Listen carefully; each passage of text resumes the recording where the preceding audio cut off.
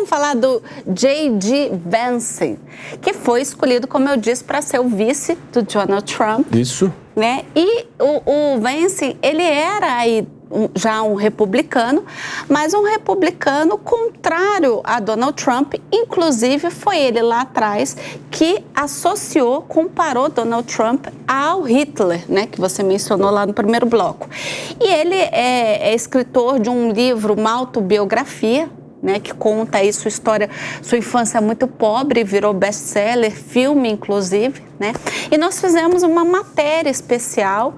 A Mel tá demais, ela agora faz matérias para o Linha de Frente, só no final de semana, viu, gente? Vamos acompanhar? Faltando menos de 4 meses para as eleições nos Estados Unidos, o Partido Republicano oficializou os nomes dos candidatos na disputa. Donald Trump voltará à briga por votos, dessa vez com J.D. Vance como candidato a vice. Vance tem 39 anos e é senador de Ohio desde o ano passado. Mas há um fato curioso. Inicialmente, o agora candidato a vice era um crítico de Donald Trump. Em 2016, Vance lançou um livro onde conta histórias sobre a própria vida e com relatos sobre a classe trabalhadora dos Estados Unidos. Nas eleições daquele ano, J.D. chamou Donald Trump de heroína cultural e acusou o republicano de, abre aspas, levar a classe trabalhadora branca a um lugar muito sombrio, fecha aspas. Na época, Vance chegou a dizer que votaria em Hillary Clinton caso Trump tivesse chances de concorrer. O discurso mudou durante as eleições de 2022, quando Vance decidiu disputar uma cadeira no Senado americano. O então candidato mudou o tom, pediu desculpas pelas declarações anteriores e se colocou como defensor de Trump, adotando inclusive posturas rígidas sobre temas apoiados pelo ex-presidente. No primeiro discurso como vice de Trump, Vance rasgou elogios ao ex-presidente. Is so simple and yet so powerful.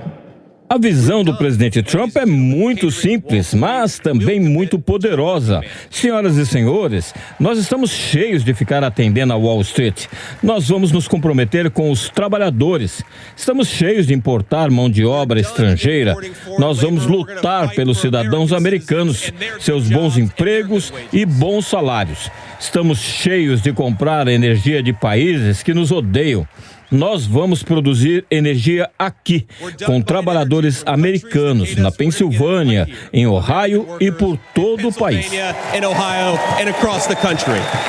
De acordo com especialistas, Vance foi escolhido para disputar a vice-presidência com o objetivo de atrair um eleitorado mais jovem e diminuir a diferença entre as gerações. Mas as eleições mal começaram e a escolha do senador já causa controvérsias, principalmente da União Europeia. O candidato a vice de Trump é um dos maiores opositores da ajuda dos Estados Unidos à Ucrânia na guerra contra a Rússia. J.D. já disse que acha ridículo que o país esteja focado neste conflito e afirmou que realmente não se importa com o que acontece com a Ucrânia. Diplomatas e políticos europeus têm demonstrado preocupação com as críticas de Vance e já disseram que preparam mudanças nas relações com os Estados Unidos caso Donald Trump volte à presidência. Pois é, como a gente viu aí na matéria, um dos fatores que pode ter pesado para a escolha de Vance é justamente o fato dele ser mais jovem, porque há muita crítica hoje a Joe Biden pela idade, né? A questão do etarismo, dele estar muito esquecido, com a saúde muito fragilizada.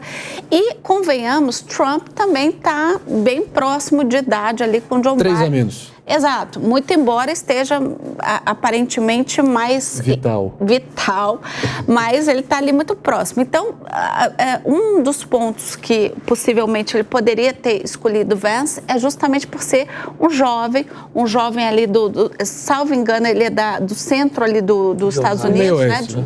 Meio oeste, né? É isso mesmo, Fabrício. Vou começar por você e depois fiquem à vontade aí para... Eu acho que passa por aí também, Elaine, são vários fatores. A gente começa acreditando eu pelo menos vejo da seguinte forma, o Trump apostou no trumpismo.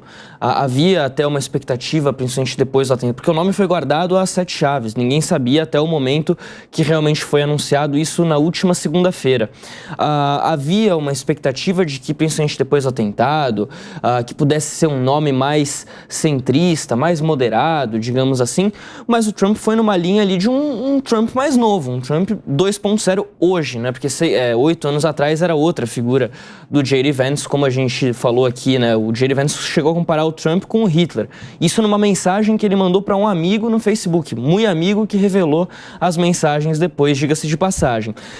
Então, o Trump aposta numa figura muito parecida com a dele. Me parece até que isso corrobora com essa ideia de que ele se tornou maior do que o partido, porque agora, poucos dias após a nomeação, a gente já fala do J.D. Vance como um potencial candidato para as eleições de 2028. Uma semana atrás, ninguém iria pensar numa coisa dessas.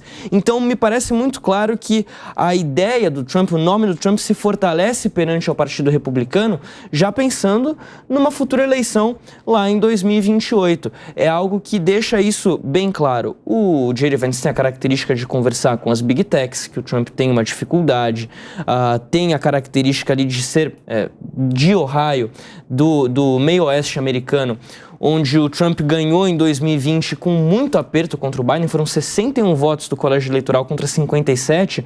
É uma região mais agrícola também, né? Uma região que historicamente é mais republicana. 61 que a vantagem... contra 57, qual número você se refere? Dos 9 estados do meio oeste americano. Boa, somando os 9 estados, a conta foi essa. E é uma região que, historicamente, o Partido Republicano vai um pouquinho melhor, né? Então, sabendo que as eleições são apertadas, imagino que ele tenha ido também muito por essa linha. Tá. E você, Urian, o que você acha? O que determinou a escolha? Eu acredito que poderia ter sido uma escolha que foi feita até 5 minutos antes do anúncio. Porque, estrategicamente falando, até então, o que faria sentido? Alguém que o complementasse. Então, alguém de um grupo minoritário, uma mulher, um negro, um latino, justamente para balancear aquela impressão que ele passa de alguém, de um homem branco, republicano, conservador. Então, alguém para trazer um equilíbrio. Mas latino não, porque ele não gosta dos latinos. Aí ia ser existiam dois nomes. Existiam dois nomes ali. Mas não ia forçar muito a corda, não, porque no primeiro mandato dele, a grande ponta ali, a calcanhar de Aquiles dele foi justamente o ataque ali aos latinos, o muro que ele quis construir ali com o México, enfim. Mas você tem, inclusive, muitos latinos que querem votar no Trump, pessoas já com green card, porque não querem que outros latinos venham é verdade isso, e ocupem, tirem os empregos deles. Mas eu digo que muda depois do atentado, porque o Trump, ele materializa, né, aquilo que ele falava até então, de que haviam forças que não queriam que ele chegasse ao poder. Ele, a partir de então, ele não precisa, não estou falando que ele não vai fazer isso, mas ele não precisa continuar com um discurso radical igual ele tinha antes. Ele pode moderar para o alvo dele passar a ser os indecisos, as pessoas mais moderadas, as pessoas de centro. E aí, agora, já não há mais a necessidade de ter alguém que vai complementar. Pode ser alguém que vai complementar de outras formas. Por exemplo, no caso do atual vice, é alguém que fala com a classe trabalhadora. Que ainda, querendo ou não, é uma dificuldade do Trump, porque ele faz parte de uma elite nova-iorquina. Então, agora, um vice que vai poder continuar com aquele discurso que o Trump tinha, mais de confronto, nesse momento agora, depois do ataque, faz sentido. Eu acho totalmente superestimado, sinceramente, o impacto que uma escolha de vice tem no resultado final da eleição. Claro que é o nosso trabalho aqui repercutir, porque é notícia e ele está na linha de sucessão, mas na prática, ali no que eu costumo me referir à eleição americana, nada mais é que você montar um quebra-cabeça matemático numa aula de geografia. O J.D. Vance é muito associado, de fato, à região da Appalachia, né, que é uma região montanhosa que vem desde o sul de Nova York até o norte do Alabama e passa por vários estados no meio, inclusive Ohio, de qual ele é nativo, própria Pensilvânia, Tennessee, Kentucky, Virgínia Ocidental, onde tem uma classe média baixa branca que foi absolutamente devastada aí pelos fluxos de globalização nos últimos anos e acabaram descendendo ali num poço de amargura, de falta de oportunidades, falta de perspectivas. Muitas pessoas se drogando. O caso da mãe dele, que ele cita no livro dele, que é o Hillbilly Elegy, traduzindo mal e porcamente seria talvez uma elegia, que é um poema lírico com tom de lamentação triste para os caipiras, para o caipira americano, como ele se identifica. Conta até uma história da mãe dele que, sob efeito de drogas, dirigindo o carro, ele garoto, ela simplesmente, num surto, ameaçou tacar o carro dele sobre uma ribanceira ali pelo despenhadeiro abaixo. Caso ele parasse de falar com ela, sendo que ele estava num tom ameno, ele se taca para fora do carro e tenta se esconder na casa de um vizinho. E como a experiência pessoal dele tão dramática reflete a história de tantos outros nessa região tão esquecida. E o Trump apelou diretamente no que ele mesmo se referiu como os homens e as mulheres esquecidos, né, especialmente do meio oeste, que foi a chave para a vitória dele. Se não me engano, foi menos de um Morumbi lotado que o elegeu em 2016, na vantagem que ele teve nos 3 estados-chave do cinturão de ferrugem, Wisconsin, Michigan e Pensilvânia, certo? E ele precisa recuperar esses 3 estados que, por muito tempo, foram ali um reduto democrata, até por muito tempo referido como o muro azul dos democratas, ou seja, era ali, Obama venceu 2 vezes, o próprio George Bush, se não me engano, perdeu as 2 vezes para o próprio Kerry e Al Gore, Bill Clinton também consolidou isso, então, por muito tempo o meio oeste estava inacessível e o discurso do Trump voltado para essa região especificamente foi definitivo na vitória dele e vai ser, assim, condição sine qua non para ele poder voltar à presidência. Agora, eu acho sinceramente que nem Ohio e Michigan são notórios por terem uma rivalidade grande.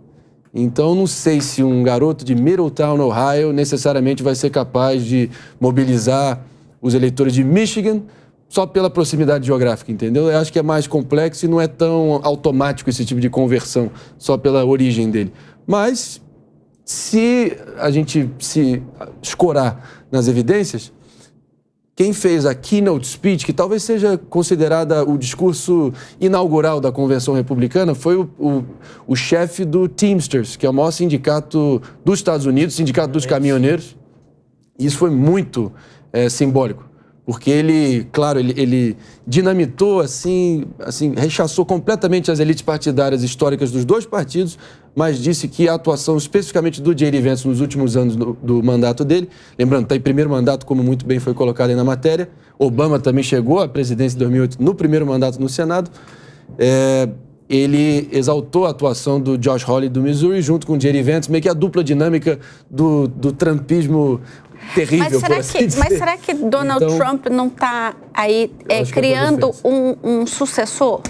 Já pensando num sucessor? E isso era uma grande interrogação, né? Eu quero ouvir meus pares também, mas eu acho que ficava aquela grande dúvida. Será que ele vai ter ali a visão de longo prazo e não vai ser muito autocentrado ao ponto de poder pensar em alguém que realmente possa encampar uma campanha de sucesso em 2028, ser o herdeiro natural da tocha do movimento Make America Great Again? Ou será que ele vai botar ali um pastel de vento só para poder não roubar os holofotes dele?